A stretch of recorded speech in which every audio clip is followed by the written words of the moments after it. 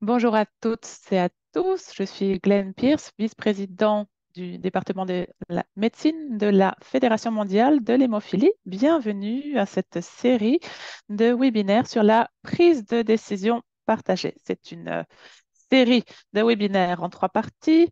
Aujourd'hui, nous allons couvrir les mécanismes d'action, des catégories de traitement avec les thérapies de remplacement et sans remplacement de facteurs. Et puis, nous traiterons les questions de sécurité lors de la prochaine séance. Et puis, enfin, nous partagerons du processus d'utilisation de ces outils de prise de décision. Donc, je me suis présentée. C'est un plaisir d'être ici et de donner la bienvenue à nos orateurs d'aujourd'hui. Mais regardons tout d'abord l'ordre du jour.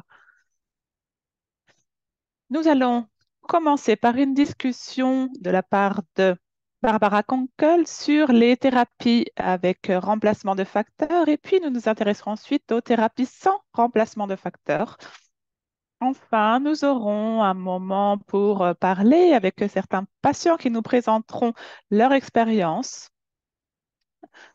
en matière de prise de décision. Et puis, nous aurons une dernière partie pour les questions-réponses. Donc, vous avez accès à cet outil de prise de décision via le code QR si vous voulez consulter cet outil avant les deux prochains webinaires. Vous avez accès donc à ceci via le QR code. Bien, je vais présenter notre première oratrice, Barbara Konkel. Elle est professeure de médecine à l'Université de Washington à Seattle, aux États-Unis.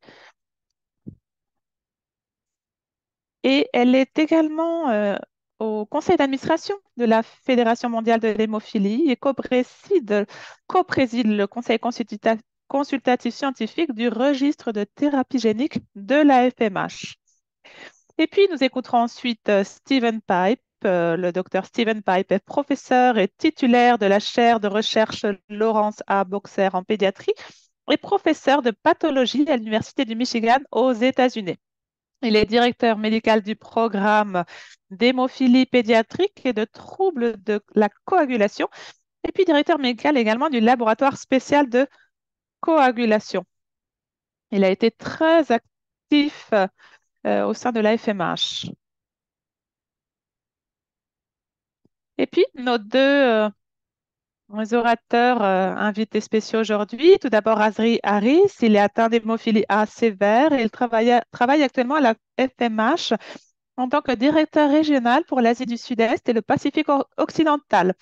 Donc, il est passionné par la défense d'un traitement et de soins complets pour les personnes atteintes de troubles de la coagulation et a été un bénévole de longue date de la Société d'hémophilie de Malaisie depuis 2006. Et puis, notre deuxième patient, c'est Enrique Preza. Il est atteint d'hémophilie avec des taux élevés d'inhibiteurs. Il vit au Mexique. Il a collaboré avec la FMH à la table ronde sur la thérapie génique et sur les lignes directrices de la FMH. Et il, euh, il fait actuellement partie également du comité de surveillance du modèle de ligne directrice de la FMH.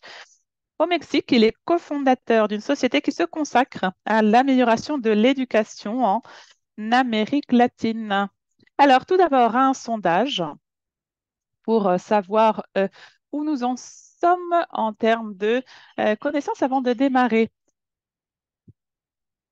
Alors, un cas de figure, vous êtes un homme de 60 ans, atteint d'hémophilie A sans inhibiteur et vous avez été soigné par un traitement à la demande avec des produits à demi-vie standard tout au long de votre vie.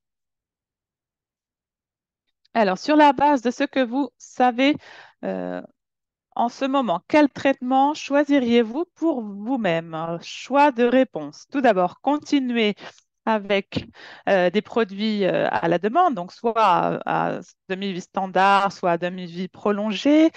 Prophylaxie avec, là aussi, des produits à demi-vie standard ou prolongée. Prophylaxie avec des produits à demi-vie ultra prolongée. ou anticorps bispécifiques, agents de rééquilibrage, par exemple concizumab, ou encore la thérapie génique.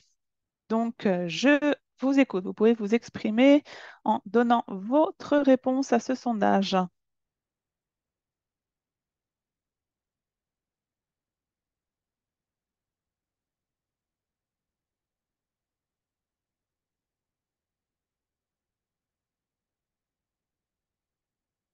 Très bien, merci.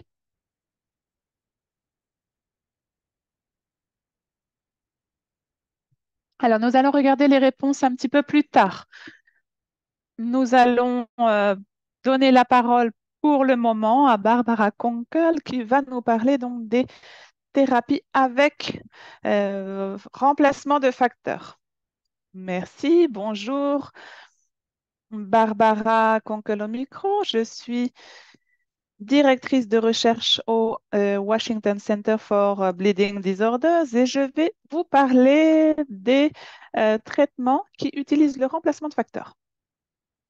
Alors, l'hémophilie A est un trouble de la coagulation lié au gène X. Il est lié à une déficience ou un mauvais fonctionnement du facteur 8. Prévalence à la naissance, elle est de 24,6 cas pour 100 000 hommes. Et les femmes sont affectées environ à 30% avec un facteur 8 inférieur à 40%.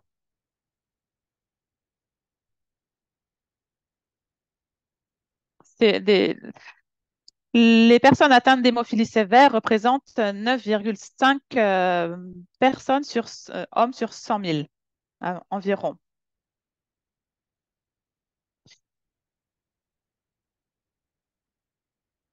Et puis, il y a également d'autres variantes plus particulières qui seront prises en compte au moment de prendre une décision en matière de euh, traitement selon les résultats en matière de facteur 8, facteur 9.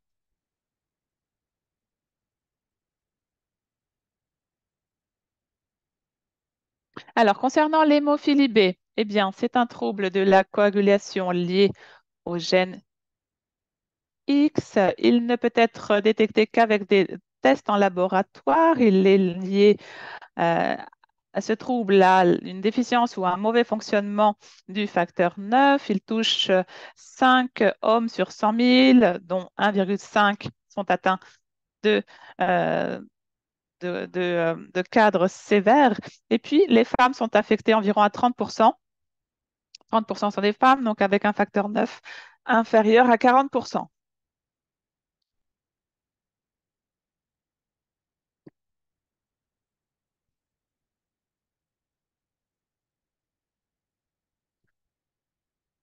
Donc, cette situation a ensuite des répercussions sur l'activation du facteur 10. Alors, ici, nous avons une présentation historique de l'utilisation du remplacement du facteur 9. Alors, cela a commencé en 1930 avec des perfusions sanguines et puis en 1950, nous sommes passés à l'utilisation du plasma, puis du cryoprécipité en 1960. Enfin, en 1970, nous sommes passés au facteur 8 dérivé du plasma et facteur 8 et facteur 9 dérivé du plasma en 1980.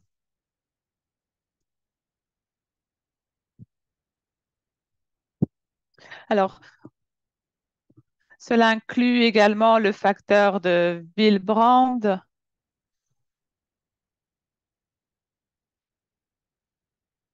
et les problèmes liés à la sécurité des porteurs ont commencé à être pris en compte à ce moment. Et puis, donc, dans les années 80, comme je disais, nous avons commencé à utiliser les facteurs 8 et 9 dérivés du plasma. Nous allons en parler plus en détail tout à l'heure. Donc, ce que nous voulons faire et ce que je crois que nous parvenons à faire désormais, c'est de prendre donc les garçons qui s'amusent en plein été, comme vous le voyez sur cette photo, c'est-à-dire des personnes qui vivent une vie totalement normale. Et concernant les produits donc, de facteurs dérivés du plasma, le facteur 8, alors il peut, comme je le disais, hein, contenir des éléments de facteurs de Wilbrand, ce qui donc peut être utilisé pour traiter par la même occasion la maladie de Wilbrand. Il est en général purifié à partir du plasma ou de cryoprécipité. Et puis, euh, le facteur 9, il est purifié à partir du plasma et c'est un traitement initial de l'hémophilie B avec des concentrés complexes de prothrombine. Donc, ce sont des éléments qui contiennent des protéines dépendantes à la vitamine K à des niveaux divers. L'activité du facteur 9 est en général observée et ce produit peut être utilisé pour traiter la déficience, donc en facteur 2, facteur 10, si aucun concentré de facteur 10 n'est disponible. Le facteur 9 purifié est également u- utilisé, par exemple, les anticorps monoclonaux purifiés.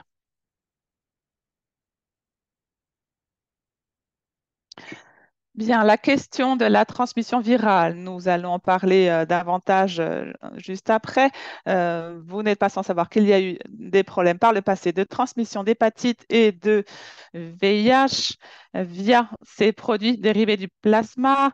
Donc désormais, des procédures d'inactivation virale sont en place et sont efficaces pour éliminer tout risque de transmission. Les traitements pour cela passent par la chaleur, les solvants, la pasteurisation, la nanofiltration, différents traitements donc, mais ce problème persiste dans les cas d'utilisation de produits sanguins dans les pays où les maladies transmises par transfusion sanguine sont encore présentes et très présentes. Bien, le développement des produits de facteurs recombinants. Cela remonte à l'année 1984 pour le facteur 8, 82 pour le facteur 9 et en 1992 a été approuvé pour la première fois par la FDA la production de produits recombinants. C'est un processus donc, que vous voyez, dont vous voyez les descriptions à l'écran. C'est un processus donc, de culture, de capture et ensuite de purification. Donc, c'est un processus d'inactivation virale qui comporte plusieurs étapes et qui évite toute transmission virale. Les tout premiers produits contenaient euh, alors, passons maintenant aux produits de facteur 8 recombinant à demi-vie standard. Il peut s'agir de produits à longueur complète dont le domaine B a été supprimé avec une chaîne unique. Et on parle donc d'une durée de vie d'environ 12 heures.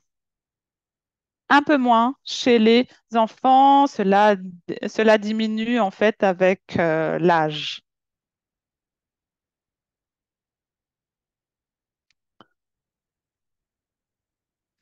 Il y a une influence importante également si l'on corrèle ces niveaux au niveau de facteurs de Willebrand. La variabilité donc de la durée de la demi-vie est très variable d'une personne à une autre.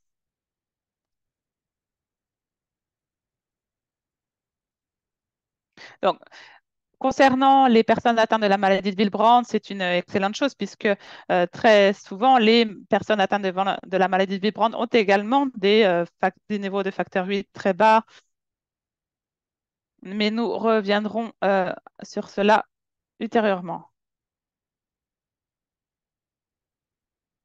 À droite, nous voyons les résultats de la euh, demi-vie et l'activité du facteur et la performance après la dose. Donc, on a une augmentation après l'administration du facteur et une diminution graduelle. Voilà les données de deux produits tout à fait différents, des produits à demi-vie prolongée, un Eloctet et un Adinovat. Voilà les deux lignes qui se superposent. Ce qui est remarquable, c'est que si on considère les points noirs, cela montre que le facteur 8 a varié, c'est-à-dire qu'il y a eu une variabilité considérable entre les individus. Donc, une forme de comprendre le niveau du patient, on passe par faire une étude de pharmacocinétique.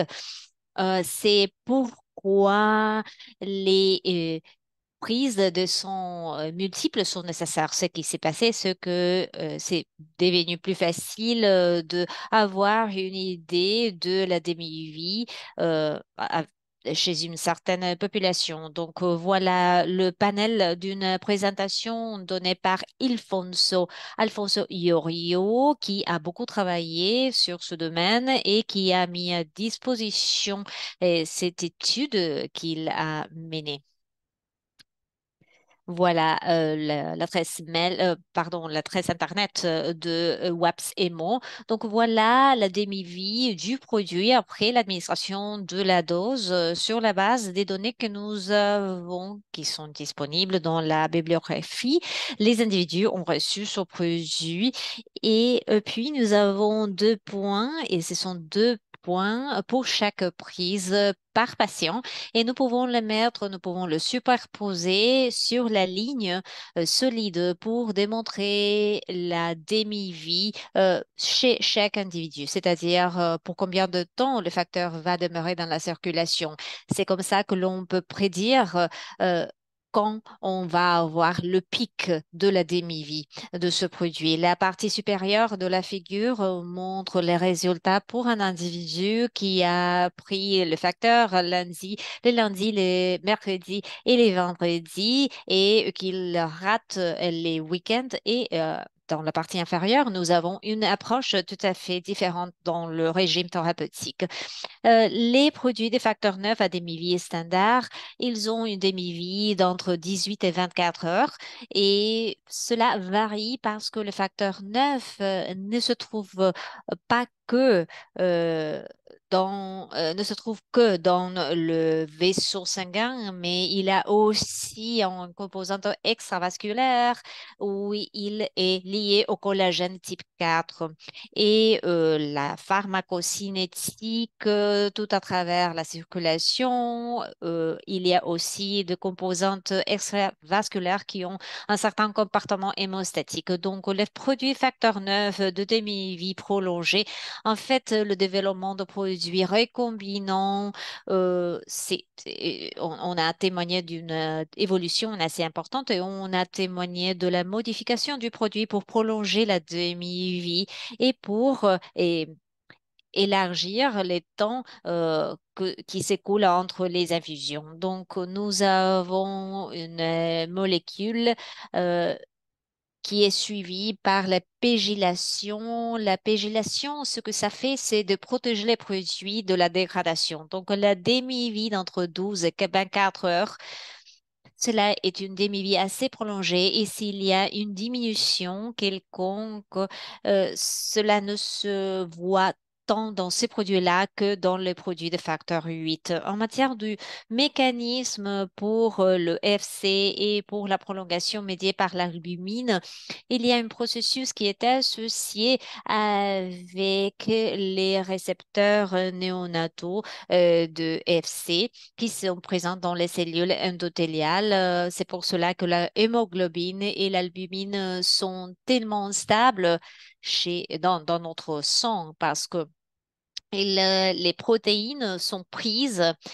pour qu'elles soient dégradées Mais ce que la FC nous permet de faire, c'est que elle traverse, qu'elle s'unissent au récepteur dans l'endosome acide et au lieu de entrer dans les lysosomes, il y a un processus de recyclage à travers de ce récepteur et puis il est associé lorsque l'on retrouve le pH physiologique, lorsque l'on rétablit le pH physiologique. Donc voilà tout un processus de recyclage. Donc pour le produit facteur 8 à demi-vie prolongé qui apparaissent ici, il y a des modifications, la fusion du FC au domaine BDD, et puis on a des approches de pégylation.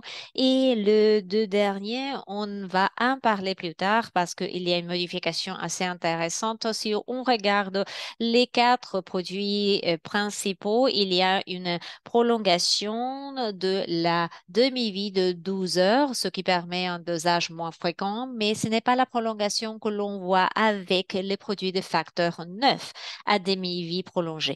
Donc, si on revient sur ces produits en matière d'âge, par exemple, ils auront une durée plus courte chez les enfants qui sont particulièrement jeunes. Donc voilà ce produit Efanesoctocog. Voilà la structure de ce produit. La partie en bleu, ce sont les différentes parties du facteur 8 et connecté à tout cela, nous avons le domaine FC, c'est-à-dire en lactate ou bien une lactose. Et puis, nous avons les facteurs Wilprand et nous avons le domaine de 3 qui fait en sorte que la molécule soit indépendante du facteur 8.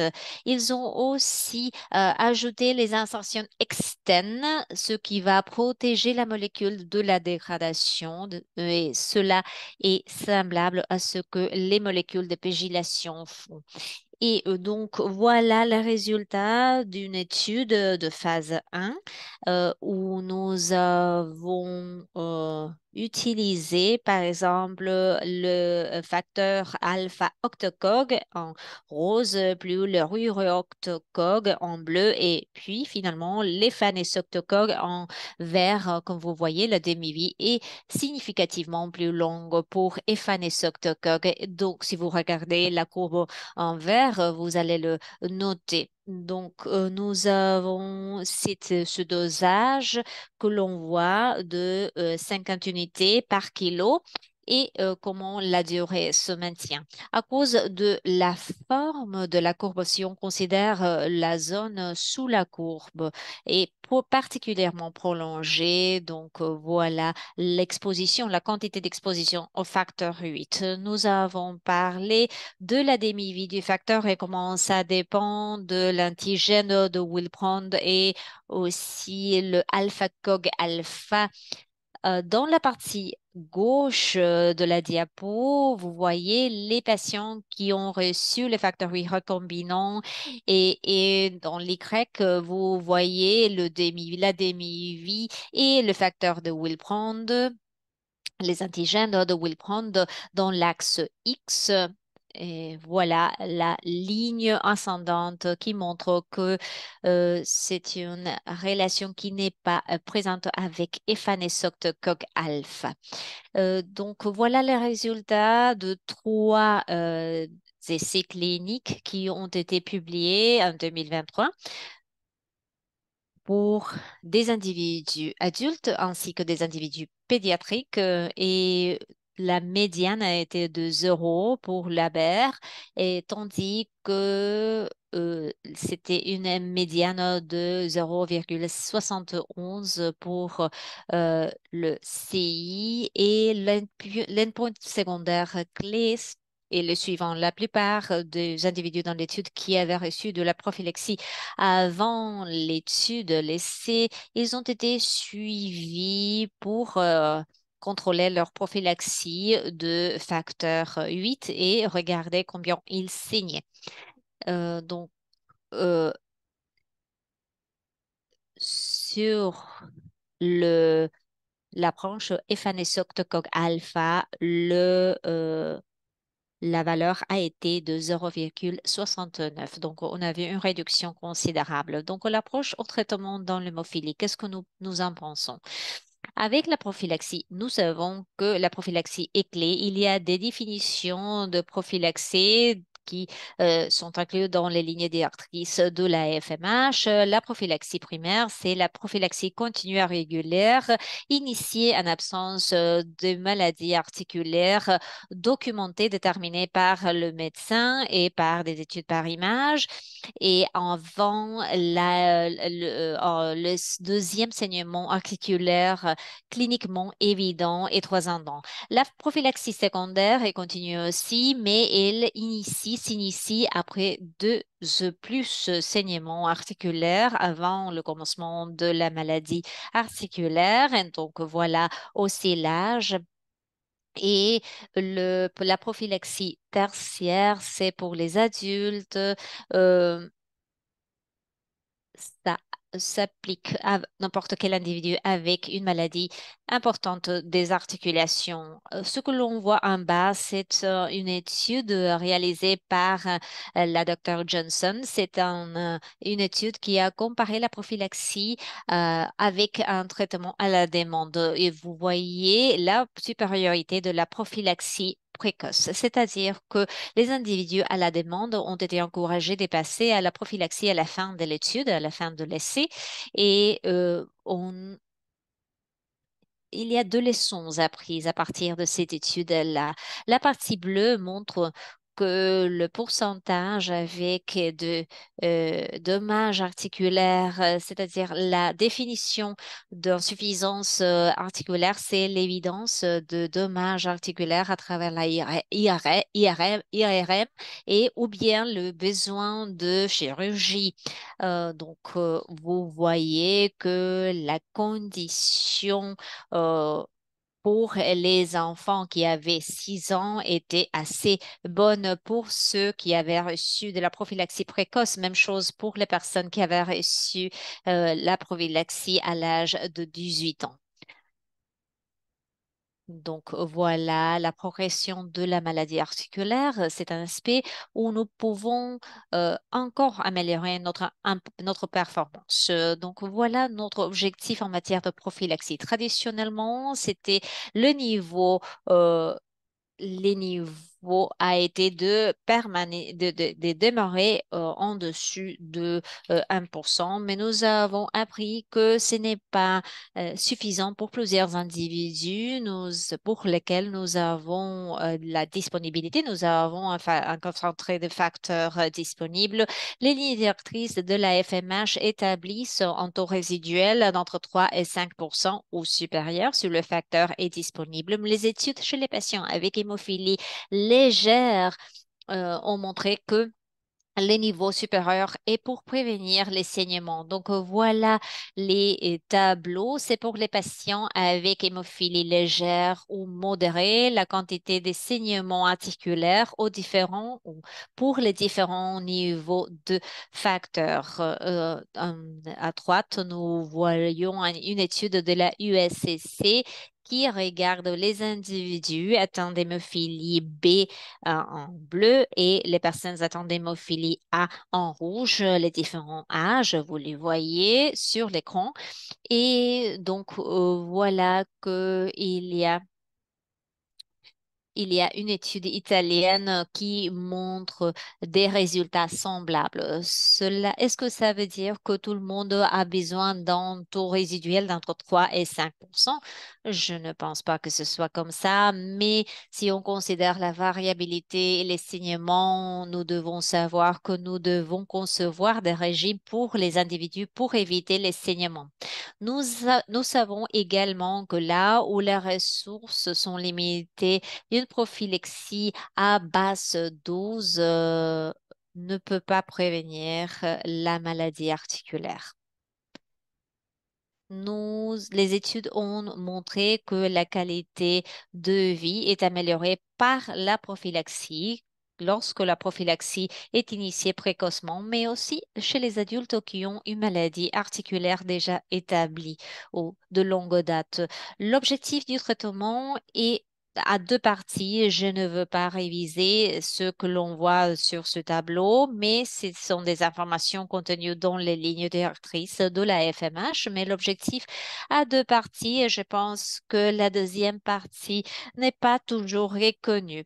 En premier lieu, on doit traiter les saignements de manière correcte, mais nous voulons le traiter de manière adéquate pour éviter les répétitions et le dommage articulaire. Lorsque le saignement est contrôlé, nous avons besoin d'un régime thérapeutique. Cela se fonde sur là où le saignement se trouve pour continuer le traitement pendant une certaine période de temps. Et deuxièmement, nous avons l'infusion à domicile. Donc, concernant les chirurgies, même chose, nous cherchons à prévenir en toutes circonstances les saignements et nous souhaitons continuer le traitement pour permettre la guérison. Donc, les doses varient selon le facteur 8 ou le facteur 9 en raison des composants intravasculaires de ces deux facteurs. Donc, concernant le facteur 8, il convient de prendre 2 unités par kilo en plus pour chaque unité de facteur 8 donné. Et pour le facteur 9, il suffit d'ajouter 1 unité par kilo de facteur 8 en plus pour chaque unité de facteur 9 donné. Pour conserver le traitement, il s'agit de continuer l'utilisation avec la même demi-vie pour maintenir le niveau de saignement en dessous de 15%, avec différentes prises, donc comme on le voit sur le diagramme. Donc, c'est absolument essentiel, bien sûr, pendant les chirurgies, de bien mesurer de façon continue les- l'évolution de ces niveaux de facteurs, facteur 8 et facteur 9, pour éviter toute situation d'hémostase.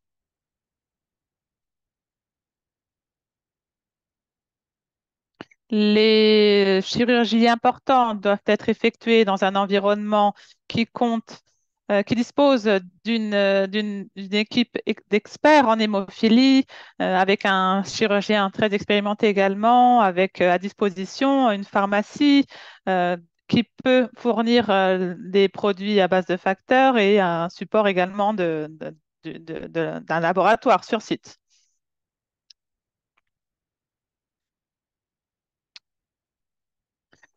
Donc tout cela pour maintenir le niveau d'hémostase et également maintenir la guérison à plus long terme. Alors, évoquons rapidement maintenant les inhibiteurs de facteurs. L'incidence en hémophilie sévère varie, mais quels sont les traitements dont nous disposons pour traiter ces patients qui présentent des inhibiteurs? Eh bien, nous avons tout d'abord les concentrés complexes de prothrombine activés, les APCC.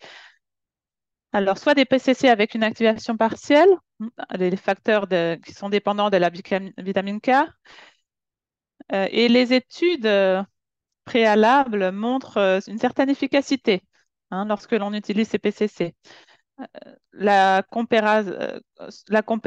Comparaison toutefois directe entre les PCC et les PCC activés n'est pas encore effectuée.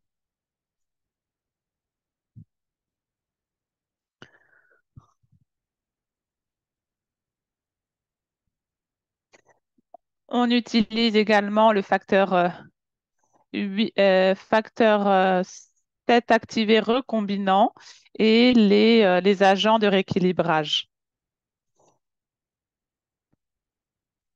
Concernant les APCC, il y a eu des études réalisées pour comparer les saignements articulaires, donc entre l'utilisation de l'APCC ou du facteur 7 recombinant activé. Les, les bâtons bleus montrent une très bonne efficacité. Donc, les deux situations montrent une certaine efficacité.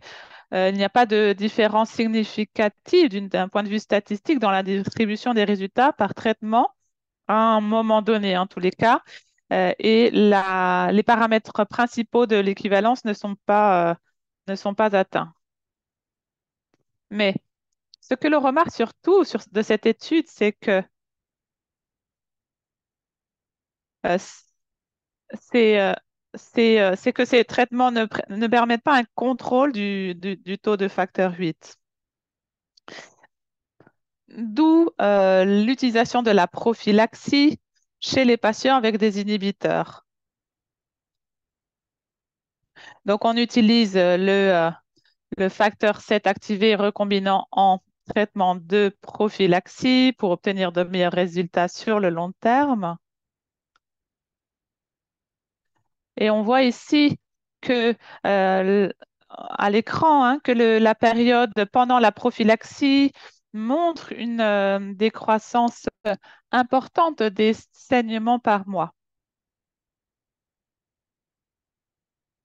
Et puis un essai randomisé avec l'APCC a été effectué par le FEIBA, donc prophylaxie versus thérapie à la demande. Là aussi, on observe une diminution des taux de saignement dans les traitements par prophylaxie. Les traitements, en effet, à la demande n'entravent pas la quantité de saignement. Donc, 17 sujets traités avec prophylaxie sur 17 sujets, 19 donc, ont été traités à la demande pendant 12 mois. Hein. C'est le résultat que l'on voit ici à l'écran sur ce diagramme. Alors, en résumé, les produits de remplacement de facteurs recombinants et dérivés du plasma sont utilisés pour le traitement donc, de l'hémophilie et d'autres troubles de la coagulation. Et le choix et dosage de ces produits dépendra eh bien, tout simplement de la disponibilité, des objectifs du traitement et puis également des facteurs liés au, passement, aux patients comme les inhibiteurs, etc. La prophylaxie, plutôt que le remplacement de facteurs ou d'autres produits, doit être démarrée très tôt et continuer tout au long de la vie. C'est un élément clé pour produire des résultats optimums. Pour les patients, donc avec des inhibiteurs, les thérapies sans facteurs améliorent les résultats. Toutefois, les produits de facteurs sont également des éléments clés du traitement. Merci beaucoup.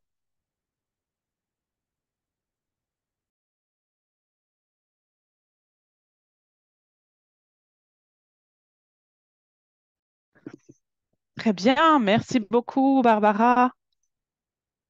Je vais prendre la parole maintenant pour couvrir les thérapies sans facteur, donc la deuxième partie de ce webinaire. Je n'ai pas inclus de diapo de conflit d'intérêt. Sachez que aucun conflit d'intérêt ne m'empêche de m'exprimer aujourd'hui.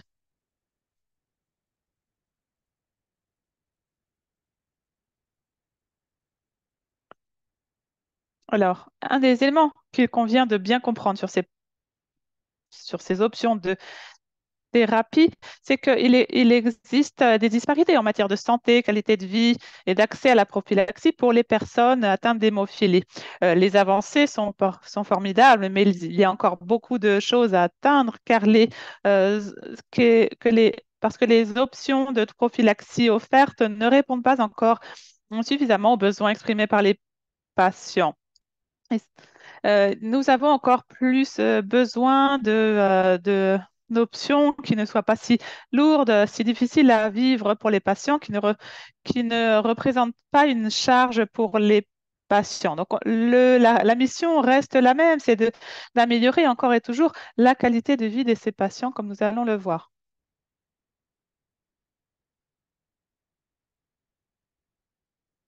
L'idée principale des thérapies sans facteur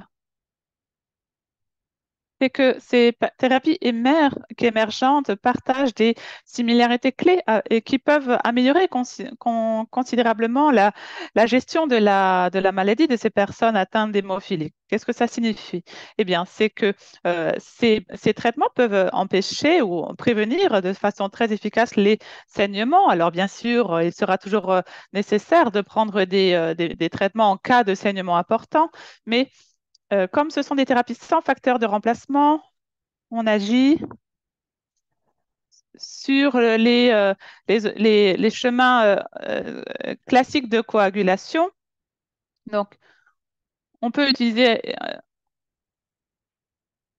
on peut l'utiliser aussi bien en hébophilie A et que B, et cela permet d'augmenter la quantité de traitement offert aux personnes, notamment disposant d'inhibiteurs.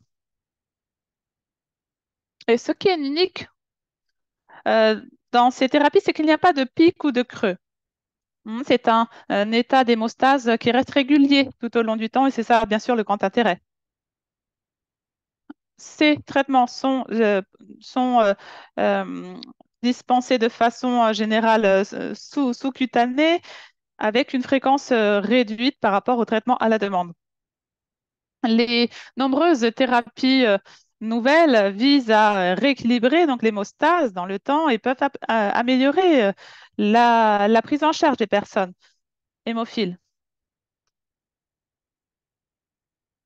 On voit ici les thérapies disponibles sur le marché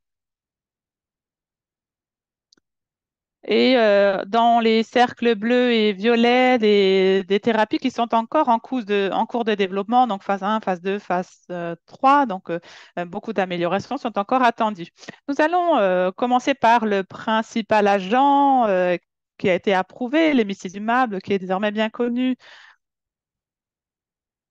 Comme Madame Conkel l'a montré, le rôle du facteur 8 et du facteur 9 dans le taux de coagulation euh, de produit, c'est qu'il produit un bouclier en matière de coagulation et, et effectue un rapprochement également avec le facteur 10 dans les événements de coagulation. Donc, le problème qui a été discuté maintes fois, c'est la demi-vie relativement courte des facteurs 8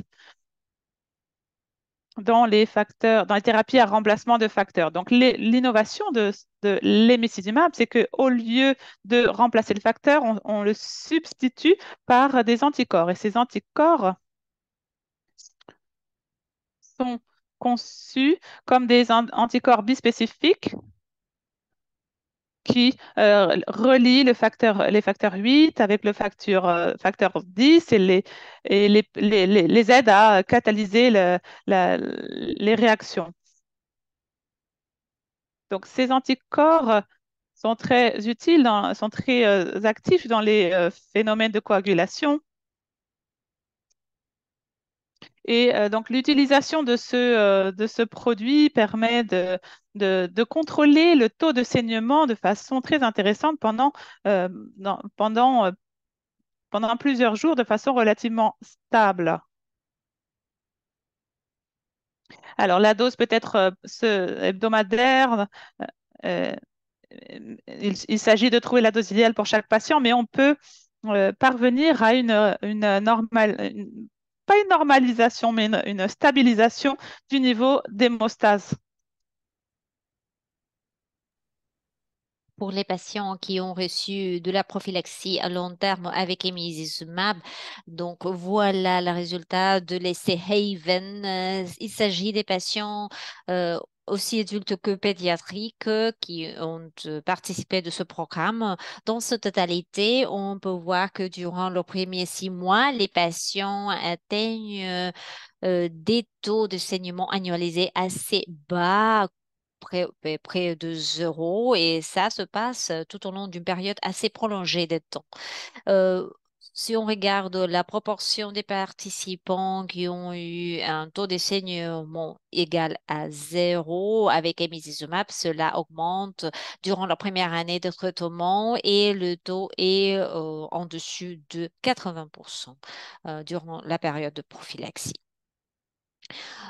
Quelles autres thérapies novatrices avons-nous pour cette catégorie de thérapies sans facteur? Dans la prochaine section, nous allons parler de thérapies qui ne sont pas de substitution, mais qui se considèrent comme de thérapies de rééquilibrage. Par exemple, nous avons la thérapie de remplacement de facteurs 8 ou 9, où on remplace la molécule manquante, la thérapie avec emicizumab qui remplace le facteur 8. Euh, il y a des thérapies de prochaine génération qui vont améliorer certaines caractéristiques des emicizumab. Et ensuite, nous allons parler des agents de rééquilibrage qui ciblent trois voies: l'inhibiteur de la voie du facteur tissulaire, fitoséron, et d'autres produits. Je vais en parler plus tard. Qu'est-ce qui va venir en matière des améliorations des thérapies sans facteur? Euh, MIM8 est un anticorps bispécifique humain mimétique de prochaine génération. Son mécanisme d'action est semblable à celui des emicizumab, mais il y a quelques améliorations dans la manière où il s'unit aux molécules, surtout la manière où il stimule la partie du facteur 8 et cela améliore la puissance plus de 13 fois jusqu'à 8 fois dans les modèles précliniques et in vitro. Mais nous avons vu aussi les effets dans la coagulation des humains. Voilà cette étude qui montre qu'il y a un changement logarithmique de ces molécules, c'est-à-dire qu'elles peuvent fournir la prophylaxie de facteurs à une dose inférieure, considérablement inférieure, entre 10 à 15 fois plus basse, c'est-à-dire pour les niveaux de produits qui se trouvent dans le plasma. Donc, c'est une réduction considérable du dosage. Une autre stratégie disponible est appelée NXT007, encore une fois un anticorps de prochaine génération. Et cela incorpore des optimisations dans la molécule d'emicizumab pour atteindre une activité comparable à celle de emicizumab avec une concentration qui est 30 fois inférieure. Donc, avec cette molécule, nous pouvons voir que l'on peut atteindre des améliorations dans la génération de thrombine. C'est la génération de thrombine qui stimule la formation des caillots et la génération de plasma se trouve dans la gamme non hémophile pour la première fois grâce à ce produit.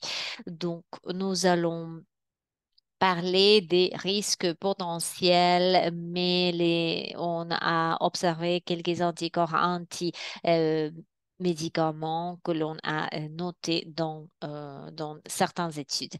La prochaine série de produits suit la catégorie de thérapie de rééquilibrage. Ces diapos montrent les procoagulants, c'est-à-dire les protéines qui stimulent la formation de Keio, la génération de thrombine et la transformation du fibrinogène en fibrine. Lorsque le facteur 8 et le facteur 9 est manquant, l'équilibre ne se trouve pas tellement facilement parce qu'il y a d'autres composantes qui ne sont pas disponibles. Et cela euh, prédispose le patient à un statut de saignement. Donc, notre tentative a été de remplacer le facteur 8 et le facteur 9 pendant plusieurs années, depuis plusieurs années. Et maintenant, nous pouvons utiliser des anticorps biospécifiques, mais nous pouvons rééquilibrer la coagulation si nous pouvons cibler ces anticoagulants que nous pouvons voir à droite. Les trois produits qui ont avancé sont le TFPI, l'antithrombine et la protéine active C. Euh, le- la thérapie anti-TFPI, en général, ce sont des anticorps monoclonaux Il y a un programme de phytoxyran qui réduit les niveaux d'antithrombine dans le plasma et il y a un couple de stratégies qui ciblent la protéine C activée euh, pour réduire sa présence dans le plasma et mais améliorer la génération de thrombine. Donc, parlons des agents anti-TFPI. Ce sont les inhibiteurs de la voie du facteur tissulaire.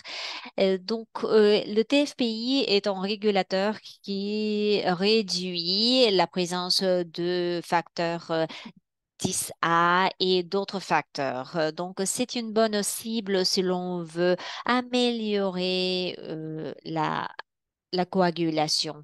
Les anticorps monoclonaux qui ont été développés, qui sont administrés de manière sous-cutanée, ils ont une pharmacocinétique stable, ils ont une haute biodisponibilité et ce sont des facteurs ou des produits qui peuvent être utilisés chez les personnes atteintes d'hémophilie A, B ou d'autres inhibiteurs, ou avec ou sans inhibiteurs.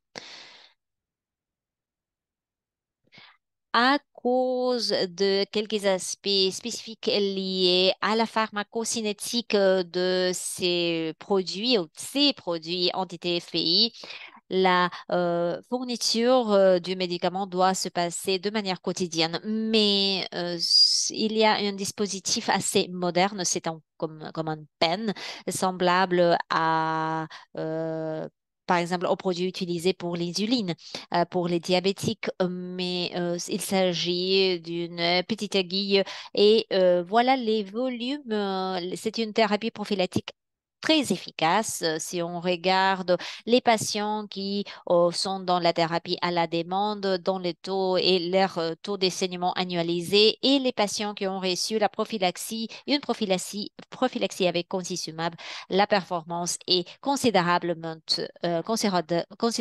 meilleure. Marstacimab, on a démontré son efficacité dans des études à phase 1 et 2 avec l'administration à long terme d'une dose de 450 milligrammes sous-cutanés et avec les personnes avec ou sans inhibiteur, avec hémophilie A ou B, on aura une phase observationnelle de 6 mois chez les adolescents et les adultes et puis nous allons une phase de traitement active de 12 mois.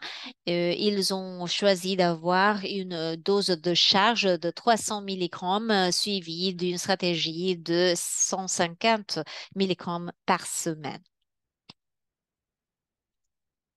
Une autre thérapie, c'est la stratégie de réduction d'antithrombine. C'est une molécule qui interfère avec le ARN. Donc, il s'agit, l'AT est un anticoagulant naturel et un inhibiteur physiologique majeur de la thrombine des facteurs 10A et 9A. Si on réduit l'antithrombine, on va améliorer la génération de thrombine. Les stratégies qui ont ciblé tout cela ont atteint un effet soutenu. Ils ont donné une amélioration considérable dans la génération de thrombine. Et ce sont des stratégies qui ont une immunogénicité assez basse et ce sont des stratégies qui peuvent être utilisées chez les personnes atteintes d'hémophilie A, B, sans ou avec inhibiteur. Qu'est-ce qui se passe avec le phytoxyran? Il s'agit d'une petite molécule de ARN qui, après l'injection, est captée par les cellules hépatiques. C'est là où la thrombine hépatique est créée. Elle s'unit au récepteur spécifique. Elle est absorbée par la cellule. Elle est puis incorporée dans le complexe que nous voyons à droite qui bloque la capacité de l'ARN messager de produire davantage de protéines. Lorsque le produit entre dans ce complexe, la production d'antithrombine est interrompue. Fitusiran, c'est un agent prophylactique ARN subcutané de recherche. Il est conçu pour diminuer l'antithrombine dans le but de rétablir la génération de thrombine. Entre 10 et 15 de personnes atteintes d'hémophilie ont une certaine composante de diminution d'antithrombine qui va améliorer leur niveau de thrombine et qui auront un phénotype de saignement plus léger. Donc, voilà quelques aspects naturels de cette stratégie. On a examiné tout cela dans les essais de phase 3. Il s'agit de trois programmes pour les personnes atteintes d'hémophilie AB avec inhibiteur et sans inhibiteur et le groupe de prophylaxie. Les patients donc ont été traités à la demande avec fitusiran et ils ont été suivis dans un cadre prophylactique. Euh, Ils ont utilisé des agents bypassants, par exemple, ils ont passé à fitusiran ensuite. Donc voilà les niveaux d'antithrombine. Nous voyons que rapidement les niveaux d'antithrombine euh, chutent. Il y a une chute du niveau d'antithrombine. Voilà les patients qui ont été non traités et les patients qui ont reçu un dosage en continu de fitusiran et la ligne qui est assez basse. Et voilà la génération de thrombine à droite et ce que l'on voit dans ce tableau, c'est que les volontaires normaux et le taux de génération de thrombine commence par là. C'est-à-dire que certains patients qui reçoivent fitusiran, leur génération de thrombine est plus équilibrée, plus semblable à celle de la population normale. Qu'est-ce qui se passe lorsque l'on passe à la prophylaxie avec fitusiran, indépendamment de l'hémophilie A, B, avec ou sans inhibiteur? On voit une amélioration de presque 90%. Et voilà l'étude de prophylaxie, voilà la phase observationnelle. Les patients ont reçu des prophylaxies avec facteurs, remplacement de facteurs ou des agents bypassants ou bien la prophylaxie avec fitusiran. Et voilà les valeurs, le taux de saignement annualisé de plus de 4 pour les patients qui ont traité avec facteurs ou des agents bypassants.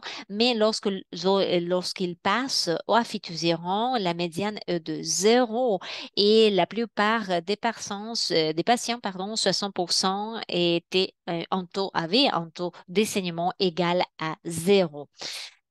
Donc voilà ce qui se passe avec la protéine. C'est activé, elle régule les facteurs 5A et les facteurs 8A pour les dégrader et réduire la génération de thrombine pour les caillots. C'est une bonne cible donc. On va parler en premier lieu du Sarpine PC. Il s'agit d'un produit qui cible la protéine C activée. Elle limite dans le plasma, il a une demi-vie assez prolongée, plus de 5 jours, une haute biodisponibilité lorsqu'il est administré sous-cutanément. Le taux d'immunogénicité est basse et il peut être utilisé chez les patients avec ou sans inhibiteur. Voilà une étude dans un processus de développement. Maintenant, il s'agit d'un essai de phase 1 qui essaye d'établir la dose idéale tous les 4 semaines ou tous les 2 semaines. Par exemple, on a vu des améliorations considérables dans le taux annualisé de saignement lorsque l'on passe à la prophylaxie avec cet agent-là, le Serpine PC. Nous avons des bonnes données sur le suivi prolongé des patients avec un régime thérapeutique tous les 2 semaines. Et voilà ce qui se passe avec les individus. Donc voilà les patients individuels, leur valeur initiale. Donc voilà des saignements considérables dans cette cohorte des patients atteint d'hémophilie A ou B, et puis avec la prophylaxie de Sarpine. Avec Sarpine PC, il y avait une proportion significative de personnes avec un saignement égal à zéro ou presque. C'est-à-dire que tous les patients ont démontré une amélioration avec un ABR qui était assez bas.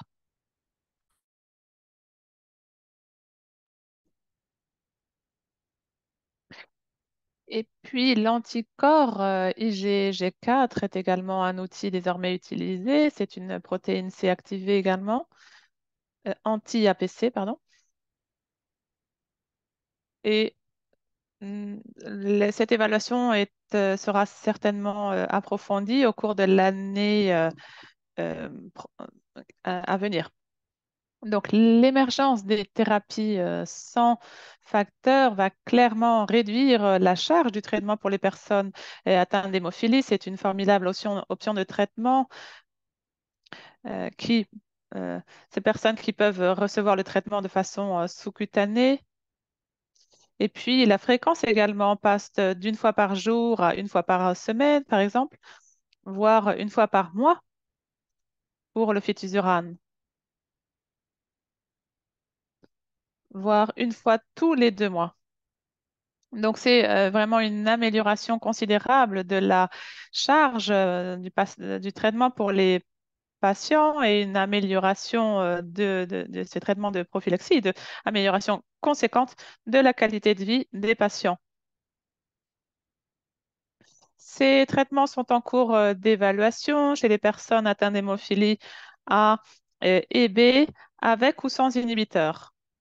Ces thérapies sans facteur ne sont pas utilisées euh, neutralisées par les anticorps anti-F8 et F9 préexistants.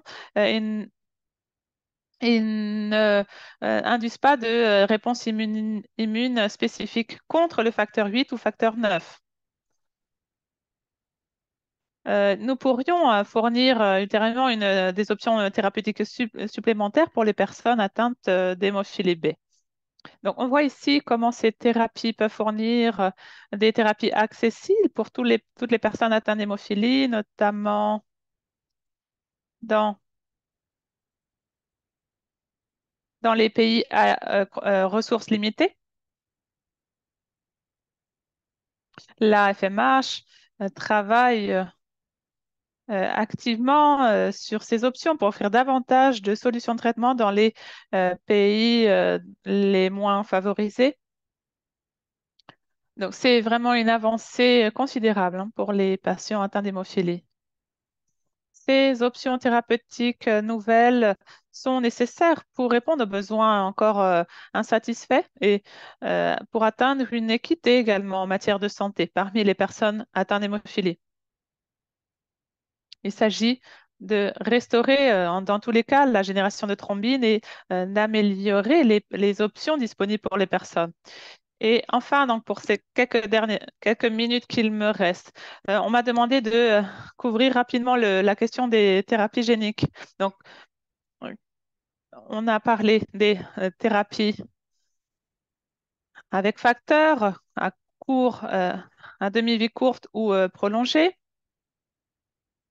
et les thérapies sans facteurs. Donc, la différence entre les facteurs à demi-vie prolongée ou non, c'est une réduction bien intéressante malgré tout de la charge du traitement pour les personnes. En revanche, l'amélioration de la charge du traitement est très intéressante en cas de thérapie sans remplacement de facteurs. Et euh, ces thérapies euh, permettent d'atteindre un état, comme je disais, régulier au cours du temps, d'hémostase.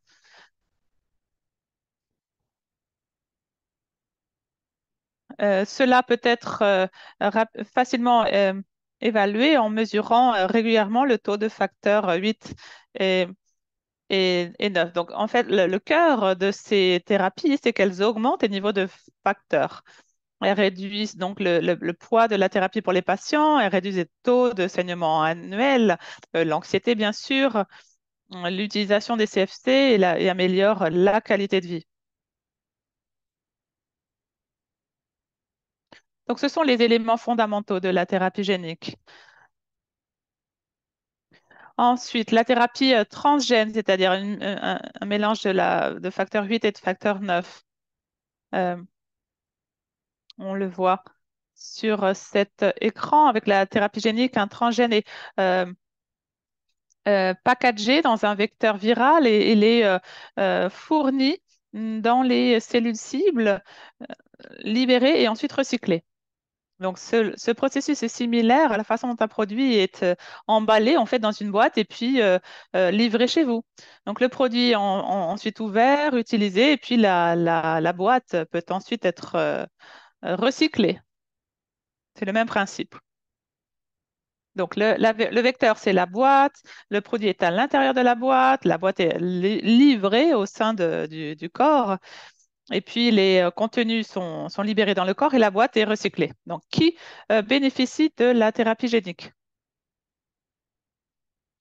Plusieurs paramètres ont été approuvés, seulement pour les hommes qui ont plus de 18 ans avec une hémophilie sévère, avec des taux de facteur 8 et 9 inférieurs à 1 IU par DL.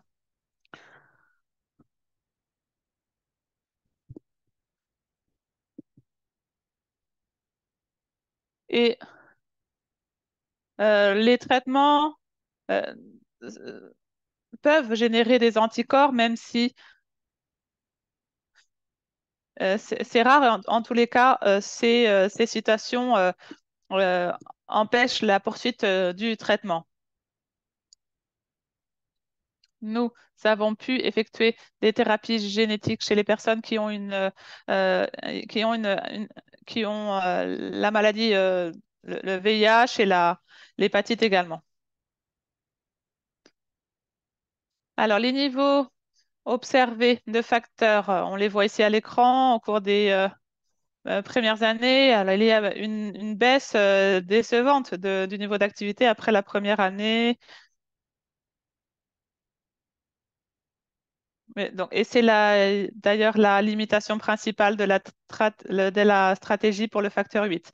Pour le facteur 9, les niveaux sont relativement stables au cours des différentes années. Mais toutefois, il y a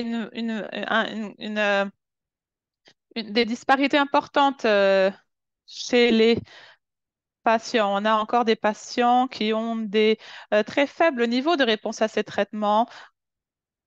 Donc, c'est en fait ce manque de prédictabilité qui, euh, qui, qui, euh, qui pose problème concernant ces cas de figure. Donc, les pour et les contre de la thérapie génique pour l'hémophilie, eh bien, les avantages, c'est que l'hémostase est stable, les perfusions sont plus espacées, et puis c'est un coût annuel également réduit. Le coût étant l'inconvénient majeur, bien entendu. Merci beaucoup, je m'en tiendrai là pour le moment et puis je serai ravie de répondre à vos questions à la fin de ce webinaire.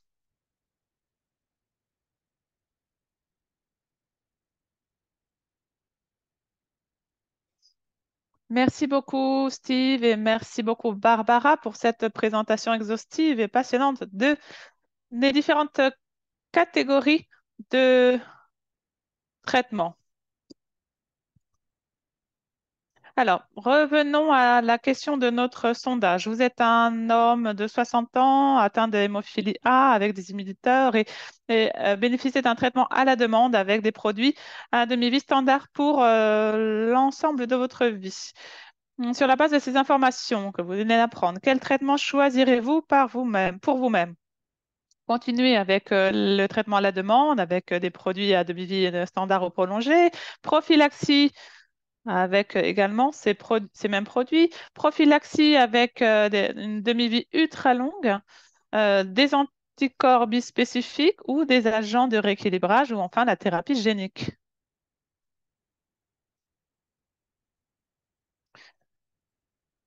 Bien.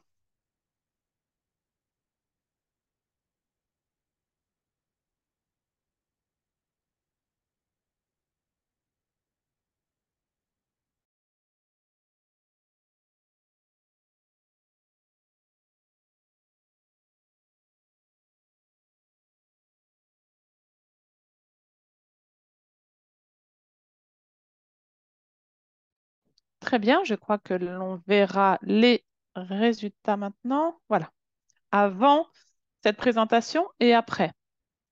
Ensuite.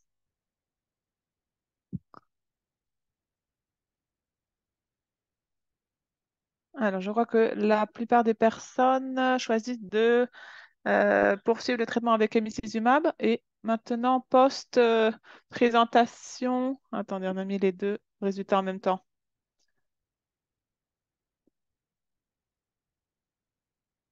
Ouais, alors, je vois quelques différences, mais attendez, revenez au premier sondage. Hmm. Il y a quelques différences. Plus d'activité avec les agents de rééquilibrage. Très bien, très bien. Et alors, passons maintenant au témoignage de nos patients. Nous allons donner maintenant la parole à Enrique Prisa et Azri Harris. Dans le contexte des informations qui ont été fournies aujourd'hui, il sera intéressant d'obtenir leur témoignage. Azri, vous voulez commencer? Oui, merci. Merci beaucoup pour cette présentation. Bonjour, bonsoir. Merci de me donner la possibilité de partager mon expérience dans la prise de décision partagée au sein de mon équipe de prise en charge. Depuis que j'ai 6 ans, j'ai été diagnostiquée d'hémophilie A en Malaisie. J'ai un grand frère et 3 oncles de la part de ma mère qui souffrent d'hémophilie sévère. J'ai des antécédents de saignement sur mes chevilles gauche et droite et j'ai euh, pris un traitement 2 fois par semaine depuis mon plus jeune âge et au cours des dernières années, j'ai commencé un régime. Pendant plusieurs années, j'ai eu un régime à la demande jusqu'à mes 7 ans tout d'abord. Et puis, après, je suis passée au concentré dérivé de pla- euh, euh, con- concentré dérivé du plasma quand ils ont été disponibles toutes les semaines, avec au tout début un petit niveau de facteurs fournis, donc 1 ou 2 doses en cas d'urgence simplement. Ceci m'a conduit ensuite à une amélioration immédiate de ma qualité de vie, de mon style de vie. J'étais avant très peu actif et j'ai commencé à pouvoir faire beaucoup plus de choses. Toutefois, tout a changé en 2009 lorsque nous sommes passés à une prise en charge au centre de traitement d'hémophilie. J'étais avant donc encore en régime à la demande avec un filet de sécurité, je dirais, avec un approvisionnement assuré pour 1 mois. L'objectif de ce traitement était d'être traité immédiatement en cas de saignement. Mais peu après mon pour la prophylaxie, le changement de régime de traitement a été fait en concertation avec l'hématologue et les différents membres de l'équipe. On a étudié les pour et les contre et on a donc décidé d'opter pour la prophylaxie, mais toujours à partir de concentrés de facteurs dérivés du plasma. Et mon nouveau régime de traitement m'a permis d'être encore plus active dans la vie. J'ai pu faire de la natation notamment, ce qui a vraiment conduit à une forte amélioration de ma qualité de vie. Tout cela a été possible, bien sûr, grâce à l'équipe multidisciplinaire. Il y a eu des physiothérapeutes, spécialistes orthopédiques. Toutes ces personnes m'ont offert l'expertise nécessaire pour prendre des décisions en matière notamment de mes activités physiques. Ils m'ont été d'un soutien précieux au moment d'ajuster également constamment mes niveaux de traitement en fonction de mon activité. Il y a eu des jours, par exemple, j'étais très active, je nageais tous les jours, j'avais un régime de prophylaxie de 5 fois par semaine à faible dose. Et il y avait un moment également où, hors saison, on a baissé le niveau de perfusion, même à faible dose, 3 fois par semaine.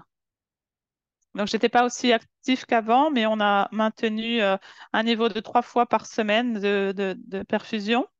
Et puis, au cours de l'année passée, je n'ai eu que 3 saignements qui n'étaient pas sur les articulations. En fait, c'est dû à des coupures, hein, bon, des petits accidents qui peuvent se produire, bien sûr, donc qui ont nécessité des perfusions supplémentaires. Donc, en résumé, je crois que grâce à ce conseil de toute cette équipe, j'ai pu petit à petit parvenir à une solution idéale pour moi. Et je crois que les patients doivent pouvoir bénéficier de ces connaissances et outils pour trouver la meilleure solution pour leur cas personnel et améliorer leur qualité de vie. Et je crois que c'est là que réside tout l'avantage de de ces outils.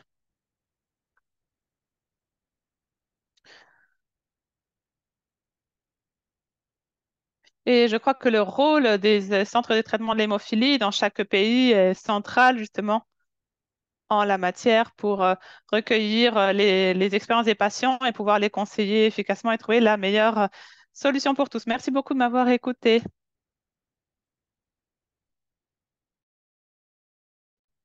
Merci d'avoir partagé avec nous comment vous avez progressé avec les différentes options de traitement. Nous avons la perspective d'un autre patient et Monsieur Wiki, j'aimerais mentionner que vous pouvez poster vos questions dans le Q&A, l'icône de Q&A. Si on n'a pas assez de temps pour y répondre, on va continuer avec dans le prochain webinaire. Je m'appelle Enrique Preza. J'ai été diagnostiquée lorsque j'avais enfant. Je suis du Mexique, mais le traitement a commencé, j'ai commencé à recevoir du traitement quand j'avais 5 ans, surtout parce que mes parents étaient préoccupés par la situation en général. Ils n'avaient jamais utilisé de traitement sur moi. Après l'âge de 5 ans, j'ai commencé à recevoir facteur 8 à la demande. Surtout parce que j'avais des saignements dans le genou gauche et lorsque j'avais 5 ans, euh, on, on a pensé que j'avais quelques problèmes dans ma bouche, mais c'était à l'âge de 8 ans que j'ai eu un saignement important, qu'ils ont réalisé que j'avais des inhibiteurs. Et c'est comme ça que j'ai commencé à recevoir des agents bypassants. Entre l'âge de 8 ans et l'âge de 24 ans, j'ai n'ai reçu aucun traitement parce que c'était très difficile d'obtenir les agents bypassants ici au Mexique. Mais lorsque j'avais 23 ans, j'ai commencé à recevoir un peu de produits. Dans des cas d'urgence, mon genou gauche était endommagé. Et je devais euh, j'ai assisté à l'université, à l'école, et je n'ai jamais utilisé, j'ai jamais eu de problème, bien que je devais utiliser des béquilles pour marcher. Donc, j'ai commencé à recevoir un couple de doses par semaine des agences bypassant, et cela a amélioré ma qualité de vie un petit peu, bien que je devais continuer à assister aux séances de réhabilitation donc, à cause des problèmes dans les genoux. Mais j'ai commencé à travailler, à bouger. J'ai commencé à faire un peu d'exercice. Lorsque j'avais 18 ans, j'ai commencé à pratiquer du tennis, de ping-pong. Mais mais je continue à avoir des problèmes dans les genoux et les chevilles. Donc, j'ai joué au ping-pong pendant seulement 1 an à cause de problèmes articulaires. Lorsque j'avais 25 ans, je pouvais faire de l'exercice, je pouvais nager, mais je ne pouvais pas le faire avec la fréquence que je désirais. Donc, je suis restée comme ça pendant plusieurs années. Mais maintenant, j'ai presque 40 ans. Euh, je vais avoir 40 ans bientôt, mais lorsque j'avais 30 ans, j'ai avait la possibilité de recevoir Emicizumab. J'ai discuté de cette situation avec les médecins et j'avais une vie assez active parce que j'aimais voyager, j'aimais bouger, mais faisais un peu d'exercice. Mais lorsque j'ai commencé avec Emicizumab et j'ai commencé à aller au gym et j'ai commencé à faire beaucoup d'exercices, presque 2 heures par jour. Et après 1 an, j'ai décidé de reprendre le ping-pong. Euh, donc, après ça, j'ai commencé à m'entraîner et l'année dernière, j'étais un des joueurs représentants de mon pays.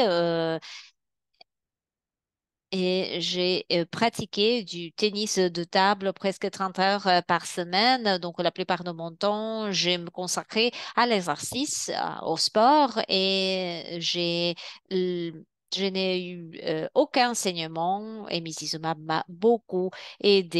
Et bien sûr que j'avais quelques problèmes réguliers, par exemple de la douleur musculaire à cause de la charge d'entraînement que j'avais entreprise. Je comprends que les mésisemab ne fonctionnent pas toujours. J'ai eu une chirurgie il y a 2 ans et j'ai eu besoin d'utiliser les agents bypassants parce que emicizumab n'était pas couvert pour la partie chirurgicale. Mais dans la vie quotidienne, je peux utiliser emicizumab et je vais très bien. Et c'est drôle parce que je sais qu'il y a des nouvelles thérapies et je sais que il y a plusieurs thérapies qui sont en train d'être discutées, mais avec ma thérapie actuelle, je suis complètement à l'aise. Je pense que c'est bien pour que les patients comprennent ce dont ils ont besoin et je pense qu'à travers une bonne identification du bon traitement, on peut euh, mener une vie tout à fait normal, peut-être sans besoin de faire ressort à la thérapie génique, par exemple. Donc, j'espère que le partage de mon expérience soit utile pour vous. Merci.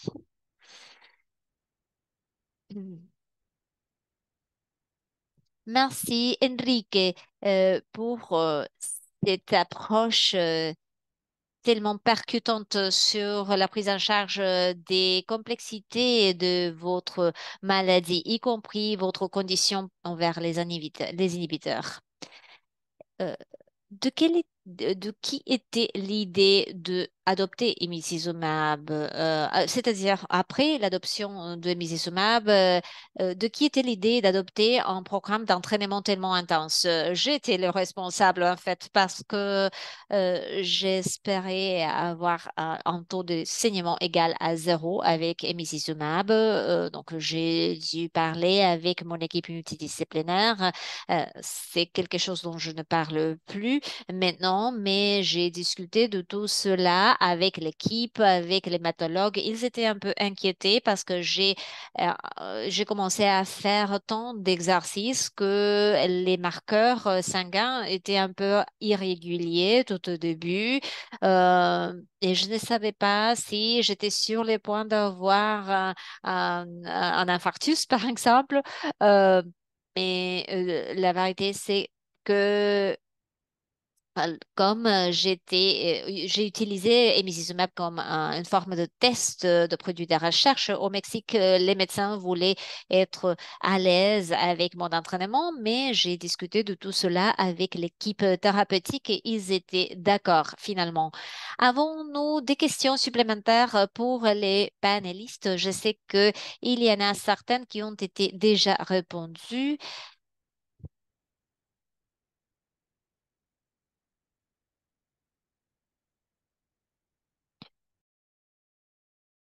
Hmm.